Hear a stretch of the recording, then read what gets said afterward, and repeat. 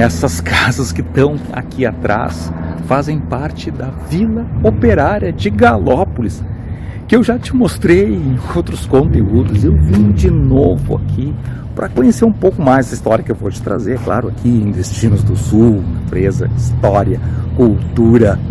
E esse lugar é realmente fantástico. E dessa vez eu fui também no museu, na casa onde morou a família de Hércules Galó, para conhecer mais dessa história, que é muito interessante, a história da família, a relação com esses operários, então, que fizeram o primeiro empreendimento. Uma história longa, eu já te contei.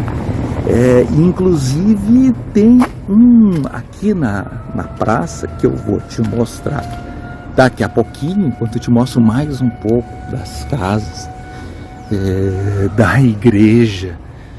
Eu vou te trazer mais imagens também. Aqui na praça tem uma exposição sobre a história do Círculo Operário, que uma hora tem que contar com mais calma, que é onde o Círculo Operário ficava naquele prédio que está ali atrás.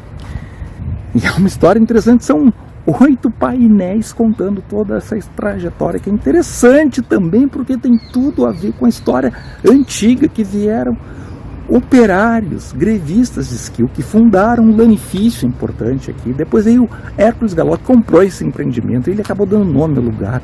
O empreendimento segue em atividade, tem essa casa, então, do Hércules Galó, da família Galó, que eu visitei, conheci um pouco mais dessa história.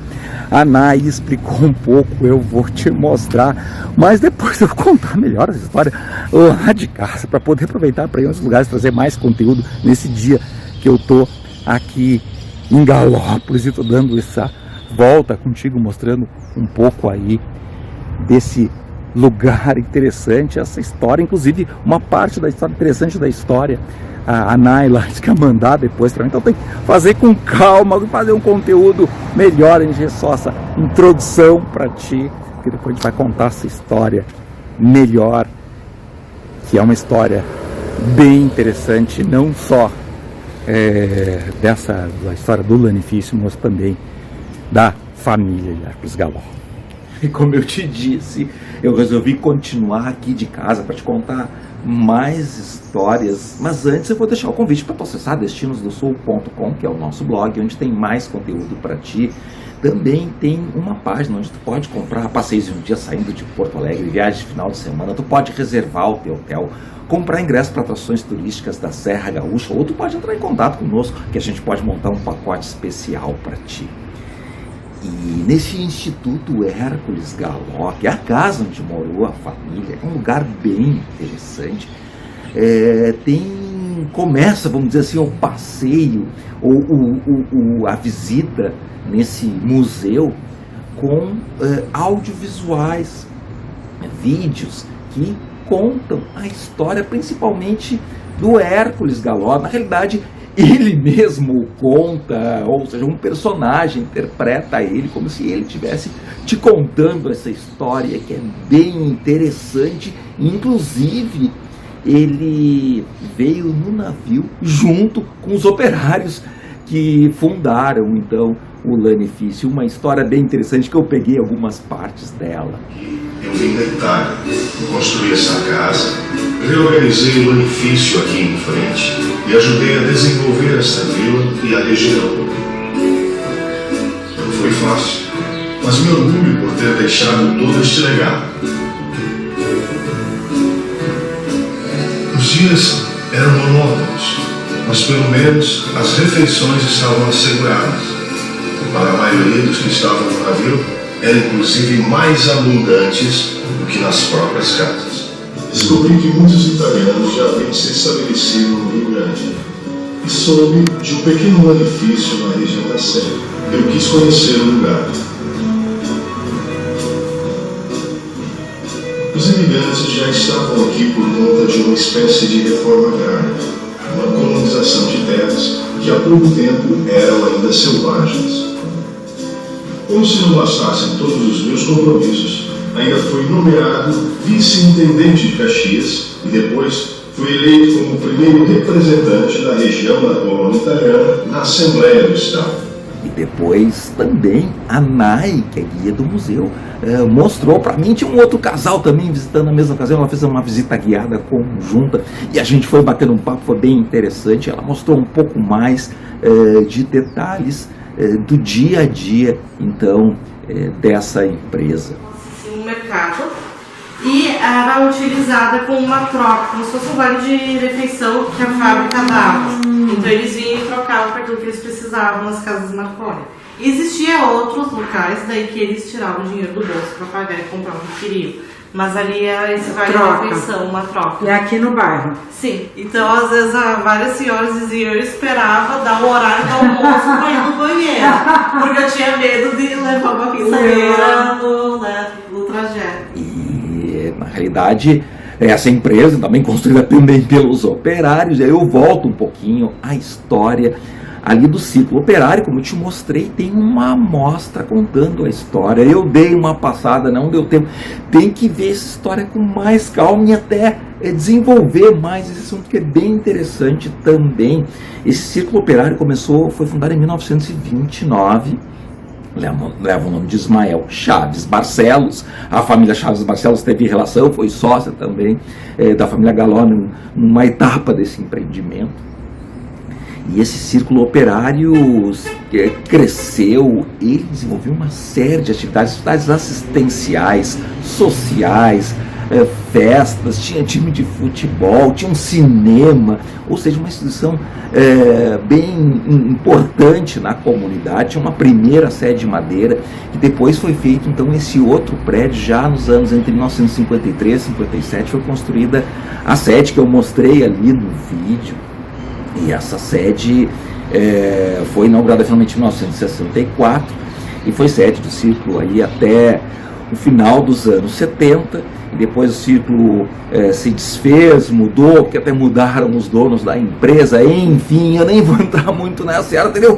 Uma história toda sobre os círculos operários, esse movimento círculos operários, e esse de Galópolis seria um embrião desse tipo de instituição.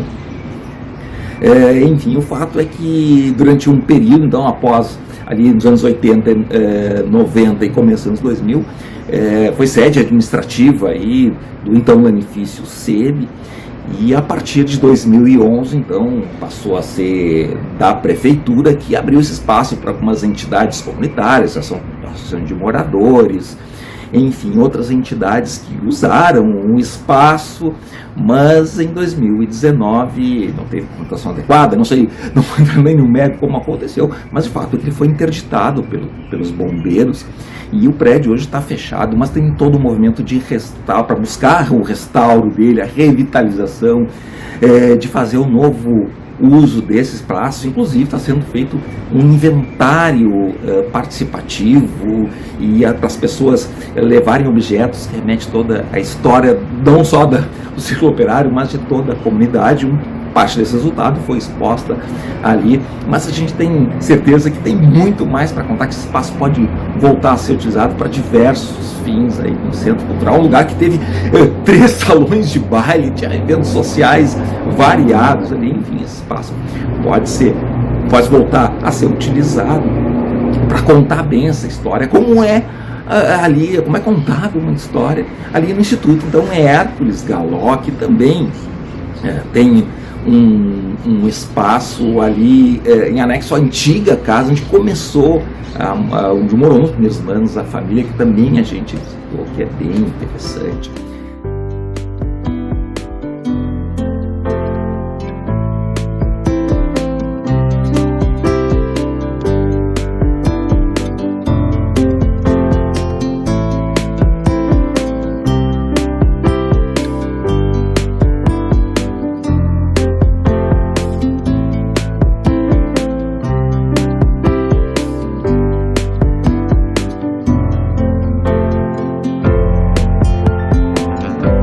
Também nesse dia eu também captei umas imagens ali da cascata Véu da Noiva, para completar, agregar nesse vídeo mais um lugar interessante da natureza que fica então nesse Vale do Profundo, ali bem perto, né, onde tem também o lanifício, inclusive da casa se enxerga e a família enxergava a empresa logo ali a seus pés, se enxergava todo esse empreendimento.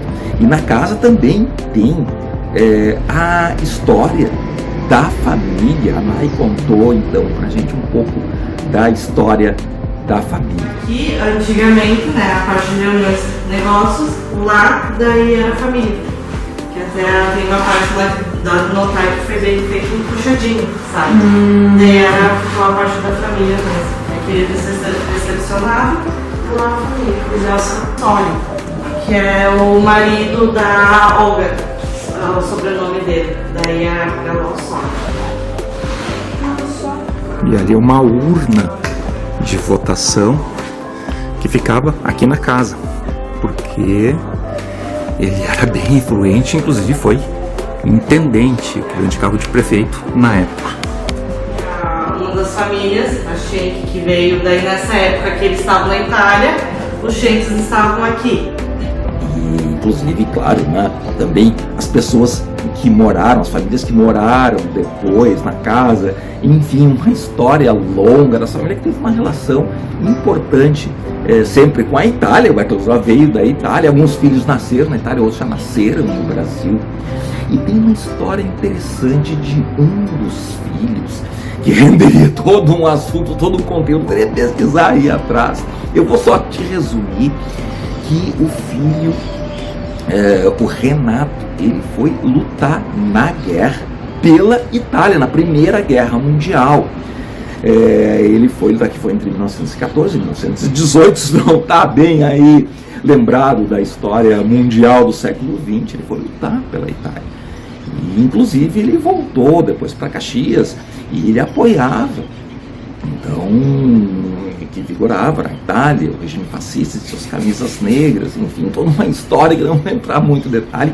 E ele teria formado grupos políticos de italianos, descendentes italianos, em Caxias do Sul. Parece que essa história sendo pesquisada no arquivo municipal de Caxias. Uma hora tem que ir lá trocar uma ideia com o pessoal. O fato é que ele, inclusive, foi lutar para a Itália também na Segunda Guerra Mundial, entre 1939 e 1945, o período da Segunda Guerra Mundial, e já estava com 40 anos. Ele nasceu em 1897, mais de 40 anos, e segundo, né, colocado num livro, pelo menos a Nay comentou também, ele já era um oficial graduado do Exército e lutou na guerra, dizendo que seria próximo ao próprio Mussolini, enfim, mas pela Itália. O detalhe é que o Brasil entra em confronto com a Alemanha e com a Itália.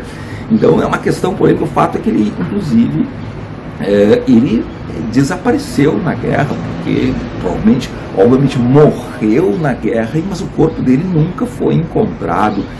Então é uma história interessante que tem que ser contada aí com fatos que sejam comprovados, né? A gente não quer aí trazer coisas que não sejam verdades. É uma situação que envolve a família, que continua aí atuando na cidade. Se a gente falou alguma coisa equivocada, isso, o espaço está aberto, manifestações, quem quer colocar mais histórias, quem sabe um dia a gente consegue conversar e contar mais histórias. A gente vai se entusiasmando pelas histórias relevantes que a gente vê aqui. Cada vez que a gente vai para os lugares, a gente desvenda mais lugares interessantes, histórias interessantes, histórias que relacionam o Rio Grande do Sul com fatos que aconteceram no mundo. Essa questão da Segunda Guerra Mundial, principalmente, causou uma série de situações aí com a colônia, com os imigrantes ou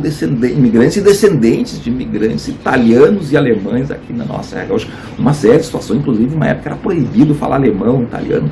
São histórias que todo mundo comenta que são complicadas, mas é interessante a gente, de jeito, conhecer, para que a história seja bem conhecida, para não se repetir coisas ruins, mas se possa até repetir, servir de exemplo para a gente construir o futuro. Você sabe, né? Acesse destinosdosul.com porque lá tem muito mais para ti. Tamo junto!